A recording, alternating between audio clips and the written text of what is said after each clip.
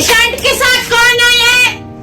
Next patient. वेली नहीं बैठी, मैं घर आ जाओ जल्दी। हाँ, क्या हुआ तुम्हें? सिस्टर एपिड्यूरल लगा दे। क्या? एपिड्यूरल लगा दे।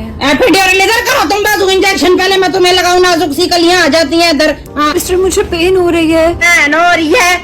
पहले सोचना था ना, बच्चा जमने से। बच्चा जमना कोई आसान काम है? एपिड्यूरल इंजेक्शन तो छोटी छोटी दर्द है, ले चुप करके दर्द। Sister please call my husband. कौन आया इसके साथ? लेके जाओ, मेरा नहीं करना इसका ट्रीटमेंट, हस्बैंड को बुलाए। शान को बुला दे।